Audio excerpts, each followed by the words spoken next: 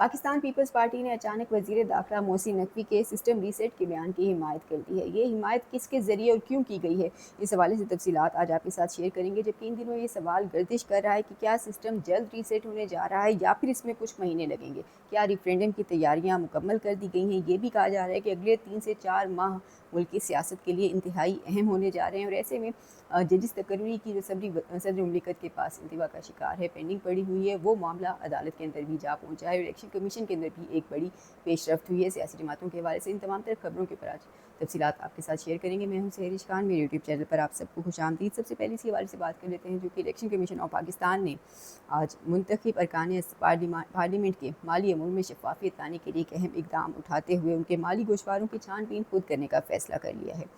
Media reports کے مطابق election commission نے اس مقصد کے لیے الیکشن ایکٹ 2017 کی شق 137 میں ایک نئی شق شامل کرنے کی تجویز دی ہے، جس کے تحت کمیشن کو ارکان پارلیمنٹ کے اثاثوں اور مالی گوشواروں کی براہ راست جانچ پڑتال کا اختیار حاصل ہوگا۔ مجوزہ ترمیم کے مطابق اگر کسی رکن کے مالی گوشوارے اس کے معلوم ذرائع آمدن سے مطابقت نہ رکھتے ہوں تو الیکشن کمیشن براہ راست کارروائی کر سکے گا۔ تجویز میں یہ بھی کہا گیا ہے کہ بینکوں، سرکاری اداروں اور متعلقہ محکموں کو الیکشن کمیشن کی جانب سے طلب کی جانے والی معلومات فراہم کرنا لازم ہوگا، جبکہ مقررہ وقت میں معلومات فراہم نہ کرنے والے ادارے قانون کی خلاف ورزی کے مرتکب بھی تصور ہوں گے، ان کے خلاف بھی قانونی کارروائی کی جا سکے گی۔ الیکشن کمیشن نے مجوزہ ترمیم عوامی رائے کے لیے جاری کر دی ہے، جبکہ اس پر 15 اگست تک اعتراضات اور تجاویز طلب کی گئی ہیں۔ موصول ہونے والی تجاویز اور اعتراضات کا جائزہ لینے کے لیے ترمیم کو حتمی شکل بھی دی جا رہی ہے۔ اسی دوران اسلام آباد ہائی کورٹ کے اندر ایک اہم معاملہ جو ہے وہ پہنچ چکا ہے۔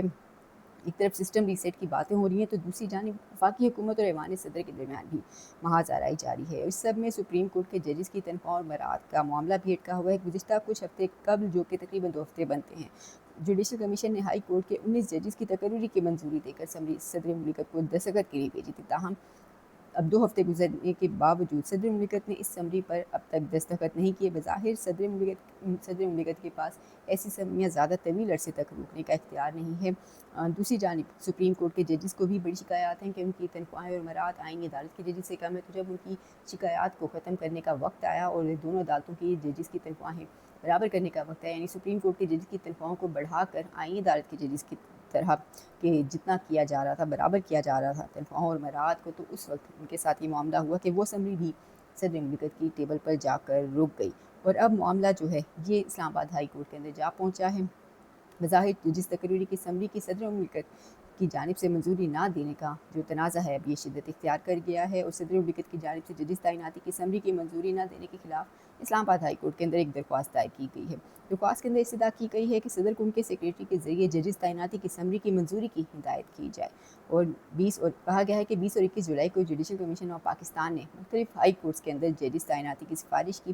جوڈیشل کمیشن نے 19 ججز کی تعیناتی کی سفارش کی، لیکن اب تک صدر مملکت نے سمری پر دستخط نہیں کیے، تو معاملہ اب عدالت کے اندر پہنچ چکا ہے، اور ایسے میں موجودہ صورتحال کے اندر جب سسٹم ری سیٹ کی باتیں ہو رہی ہیں اور یہ بات کی جا چکی ہے کہ دونوں جماعتیں جانتی ہیں کہ اب فی الحال سسٹم میں تبدیلی آ کر رہے گی، تو ایسے میں جب نون لیگ تو پہلے ہی کہا جا رہا ہے کہ مان چکے ہیں کہ سسٹم ری سیٹ کے اوپر تیار ہیں، تو ایسے میں پیپلز پارٹی کی طرف سے اچانک ایک بڑا بیان سامنے آیا ہے۔ ان دنوں جب محسن نقوی کے سسٹم ری سیٹ کے بیان کے آفٹر شاکس جاری ہیں، تو اتحادی جماعتیں جو پہلے مخالفت کر رہی تھیں اب اچانک اپنے رویے میں کچھ نرمی لا رہی ہیں۔ ایسے میں پیپلز پارٹی نے بھی اپنی پالیسی تبدیل کی ہے، ایک بڑی پیش رفت ہوئی ہے۔ پیپلز پارٹی سے تعلق رکھنے والے ایک سینئر وکیل احسن بھون محسن نقوی کے موقف کی حمایت کرتے ہوئے نظر آئے ہیں۔ ماضی میں پیپلز پارٹی سندھ کی تقسیم اور نئے صوبوں کے قیام کی ہمیشہ مخالف رہی ہے، لیکن اب احسن بھون کا کہنا ہے کہ محسن نقوی کی بات کو پذیرائی ملی ہے۔ سیاسی جماعتوں کو اپنی اجارہ داری چھوڑ کر ملک اور عوام کی بقا کے لیے سوچنا چاہیے، انتظامی بہتری اور چھوٹے یونٹس کے لیے آئینی راستے پر مل کر کام کرنا چاہیے۔ بظاہر وکلا برادری سے ایسی آوازیں اٹھنے کا مطلب ہے کہ پیپلز پارٹی کے موقف کے لیے خطرہ ہو سکتا ہے، تاہم کچھ حلقے یہ بھی کہہ رہے ہیں کہ ممکن ہے کہ یہ بیان پیپلز پارٹی کی حکمت عملی کا ہی کوئی حصہ ہو۔ دوسری جانب ان دنوں سوال اٹھایا جا رہا ہے کہ کیا ریفرینڈم کی تیاریاں مکمل کر لی گئی ہیں، کیا جلد ہونے جا رہا ہے سسٹم ریسیٹ، یا اس میں بھی کچھ مہینے باقی ہیں، کچھ مہینے فی الحال یہی موجودہ نظام ہی چلے گا۔ ایسے میں لاہور کے ایک سینئر صحافی کہتے ہیں کہ محسن نقوی کے الفاظ کی حمایت کر رہے ہیں، اور ساتھ ہی ایک پیغام بھی دے رہے ہیں۔ ان کا کہنا ہے کہ اعظم ملک ہیں جو کہتے ہیں کہ اگر موجودہ اسمبلی نے نئے صوبے نہ بنائے تو کوئی اور آ کر بنائے گا، عوام کی حالت ذات بدلنا اب ناگزیر ہے، سسٹم کو ری سیٹ کرنے کے لیے تمام تیاریاں مکمل ہیں۔ बस वक्त और सियासी क़यादत के इंतखाब का इंतज़ार है।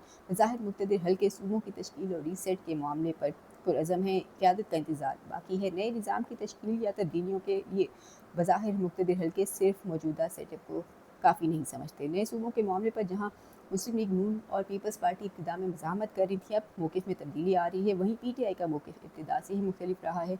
इमरान खान और खैबर पख्तूनख्वा असम्बली बहुत पहले नए सूबों की हिमायत कर चुके हैं, लेकिन बज़ाहिर अब तक पाकिस्तान तहरीक इंसाफ पार्टी ज़राए के मुताबिक फ़िलहाल अब तक इस मामले पर उनके साथ कोई बातचीत बाकायदा शुरू नहीं हो सकी। मीडिया रिपोर्ट्स के मुताबिक भी फ़िलहाल PTI को लूप में नहीं लिया गया। फ़िलहाल उनको कोई ग्रीन सिग्नल नहीं मिला अब तक। लेकिन जहाँ तक नए सूबों या इंतज़ामी यूनिट्स का ताल्लुक है, तो इसका मकसद इख्तियारात को बल्दियाती और यूनियन कौंसिल सतह पर पहुँचाकर निज़ाम में बेहतरी की तरफ लाना है। बज़ाहिर अगर हुकूमत ने इस पर हिमायत ना की और रोड एट का है, तो फॉर्म 47 की हुकूमत को गिराना यकीनी तौर पर कोई मुश्किल काम नहीं है।